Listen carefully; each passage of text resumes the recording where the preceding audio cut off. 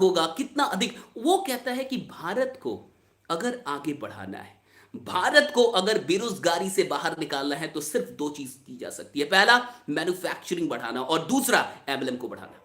ये मैं नहीं कह रहा, ये अमिताभ कांत कह रहे हैं, जो कि भारत सरकार के सचिव है, नीति आयोग के सीईओ हैं। उनका कहना है कि भारत में दो ही चीज, अगर अगर भारत को बचाना है, अगर भारत को आर्थिक संकट से बचाना, अगर भारत को बेरोजगारी से बचाना है, दो चीजें होंगी, या तो मैन्युफैक्चरिंग बहुत बढ़ा दो, और या तो एमएलएम को पुश करो। ये दो चीजों को पुश करना होगा, दो चीजों को बढ़ाना होगा। मैं नहीं कह रहा, ये मेरा स्टेटमेंट नहीं है, प्लीज बिलीव इट, मेरा नहीं, आप जाके चेक करेंगे, अमिताभ कांत और नेटवर्क मार्केटिंग।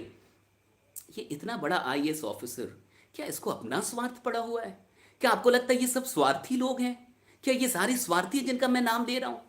ये एक आईएएस ऑफिसर, नीति आयोग का सीईओ स्वार्थी है? अपने स्वार्थ के लिए कह रहा है कि नेटवर्क मार्केटिंग से, अपने स्वार्थ के लिए कह रहा है? ये देश के बारे में सोच रहे हैं, ये देश के बारे में सोच रहे हैं। और एक बात अब यहां से सुनिए, इस देश में 60 करोड़ युवा हैं, और 60 करोड़ युवाओं को दिल्ली यूनिवर्सिटी में दाखिला नहीं मिलता। 60 करोड़ में सबको कोई मेडिकल कॉलेज नहीं मिलता, कोई आईआईटी नहीं मिलता। बहुत गौर से समझिए, 10,000 लोगों को आईआईटी मिलती है, सबको नहीं मिलता साहब। बहुत ऐसे लोग हैं जो ऐसी कॉलेज से ग्रेजुएशन करते हैं, जिनको ये भी नहीं पता कि जिस सब्जेक्ट में उन्होंने ग्रेजुएशन किया उसकी परिभाषा क्या है। साइकोलॉजी में किसी ने ग्रेजुएशन कर लिया, उसको ये नहीं पता कि साइकोलॉजी कहते किसे हैं। सोशियोलॉजी में किसी ने ग्रेजुएशन कर लिया, उसको ये नहीं पता कि समाजशास्त्र कहते किसे। हो सकता है आप टैलेंटेड हो सकता है बहुत टैलेंटेड है, लेकिन टैलेंटेड लोग के लिए तो पूरी दुनिया खुली हुई है। लेकिन उनका क्या जो टैलेंटेड नहीं है?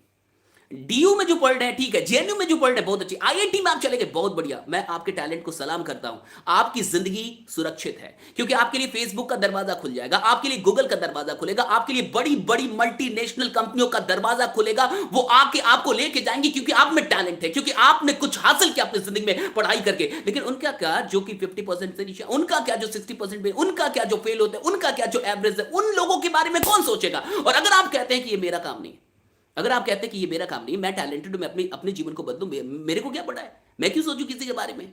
मेरे को क्या ठेका है क्या कि मैं किसी के बारे में सोचूं? तो फिर आपकी सोच ही अलग है। फिर हमारी मेरी सोच से आप डिफर हैं। फिर हो सकता है कि आप टैलेंटेड हैं, हो सकता है कि आप बहुत अच्छे हैं, आप अपनी जिंदगी बदल लें, लेकिन सिर्फ अपने को लेके कभी एमएलएम को मत सोचिएगा।